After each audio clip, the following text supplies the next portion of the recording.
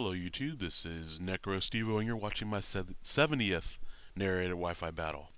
That's well over the hill. That's 70 battles that I've uploaded. I wonder how many battles I've had since I started the channel. I need to go and look on that. I'd be interested to know that. Anyways, today's RU match is against ArmorLizard. It was a really good match. I played it a little bit differently than I normally would. He starts off with Hitmonlee. I see the normal gem and I'm thinking Unburden. I could have swapped out to my Kafagrigus right there on the high jump kick, but I was really afraid that he would predict that and go for something else.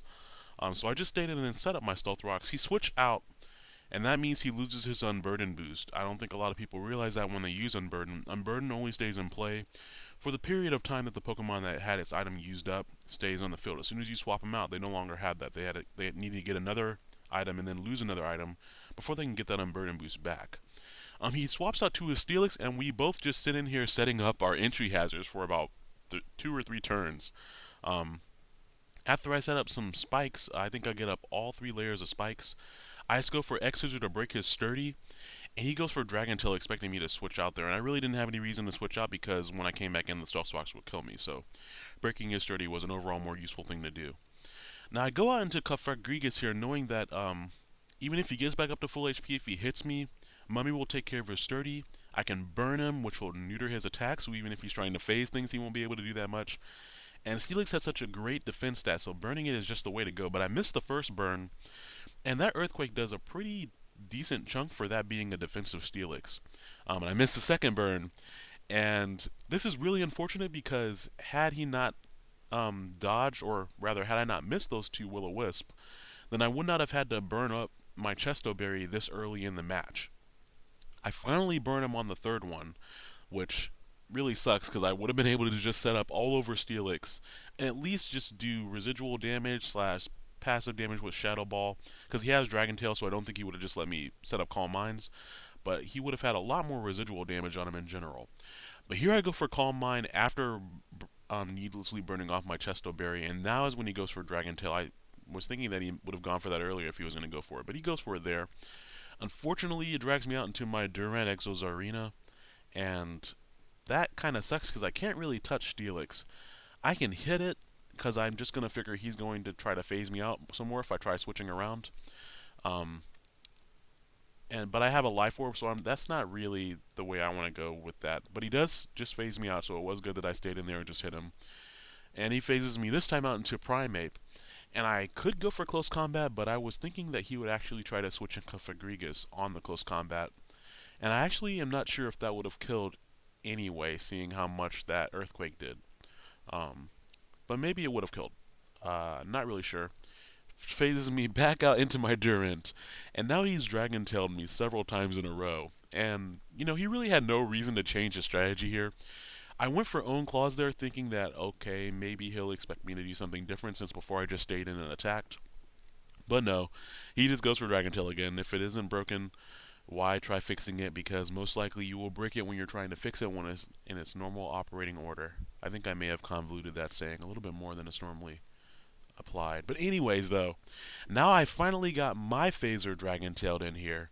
He goes for Earthquake, but since he's burned and this is a defensive Drapion, I'm able to live that quite nicely and just roar him out into Quillfish, which I would have taken anything on his team besides this stupid Quillfish, because this stupid Quillfish was a kind of a thorn in my... I was looking for another thing to say besides a thorn in my side, but that's the only thing I can think of at this moment. I did not want to use that tired phrase, because it is a Quillfish, and it is spiky, and now I'm slow because of the Thunder Wave. Annoying. But I am able to roar him out into Spinda. Spinda has been rising in popularity recently because of his ability Contrary, which allows negative stat drops to have the reverse effect and positive stat drops to have the reverse effect. So Superpower will in turn raise his attack and his defense. I was really thinking that since he paralyzed me with a Spinda, he was going to try some Parafusion stuff with Spinda and Teeter Dance, but seeing the damage off of that first one with the with no attack boost, I know a second one is actually going to hurt quite a bit. And that means +2, I'm not going to be able to live it, so I'm praying I break through the paralysis and just roar him out. Unfortunately, I am able to do so. Unfortunately, I roar him out into Kafagrigus, which I can crunch, but more often more likely than not, he's just going to set up on me. Uh, and he just goes for Shadow Ball. This Drapion kind of has a weird set of IVs. It's trying to be bulky on both sides of the spectrum. Therefore, I sacrificed a little bit of HP. But I take that Shadow Ball pretty nicely for only resisting at one level and being more physically defensive than I am, especially defensive. But here I am expecting the superpower one more time, so I just go out to Fagrigas hoping that maybe I can set up. I know that I can't touch Spinda because I only have Calm Mind. I'm sorry, I only have Calm Mind Shadow Ball for my offensive. But I didn't know that he had sub, because that really sucks that he has substitute. If I had known he had that, I would have just stayed in with Drapion. Because now this gives him a chance to basically baton pass the sub to something that will hurt Microfagagus quite a bit. And that thing is his Sharpedo. And fortunately, I did stay in and Calm Mind because that means I can break the sub on Sharpedo and hopefully kill it. Because a Life Orb boosted Crunch isn't going to quite take me out. He does get the defense drop, but as you can see from the damage he did, it doesn't matter. And also, fortunately, my Mummy kicks in, and that means he's not going to have the speed boost, which means he will not be able to outspeed when I take out his substitute. So here he just subs again, and I had no reason to switch out, so I just stayed in, keep on going for that Shadow Ball to make sure that when my Cofagrigus Cleo dies, that he won't have that sub up, because that would make things a lot more difficult than they needed to be. So I pretty much sacrificed my Cofagrigus right there. I really don't like sacrificing Pokemon, whether it be a Suicide Lead or something with Destiny Bond. I try to use everything to more utility than that when I'm in a match. He switches out Sharpedo there because of the entry hazards I laid up. His Sharpedo is dead. He brings in his Steelix just to die on the entry hazards, just to see what I wanted to do. He knew that I was going to lock myself into U-turn, and now that he knows that he can go out into Hitmonlee to resist that, he fakes me out. That's okay with me. I didn't really have anything I wanted to take a fake out, to be honest. And then right here, when I outspeed him with my Scarf Primate, as you realize that the Unburden ability does not stay active after you switch something out and bring it back in. Unfortunately, Grace, my Altaria, does not take that high jump kick as well as I thought it would. And he also has Stone Edge, which, after I was missing all those Will-O-Wisps earlier, it's kind of funny to me that he hits the Stone Edge and gets a crit.